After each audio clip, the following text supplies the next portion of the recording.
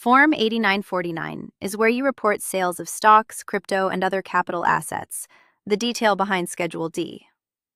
Let's fill out one transaction. At the top, your name and social security number, exactly as on your return. Check the box that matches your 1099-B. Box A is for short-term sales where your broker reported your cost basis to the IRS, where most brokerage sales fall.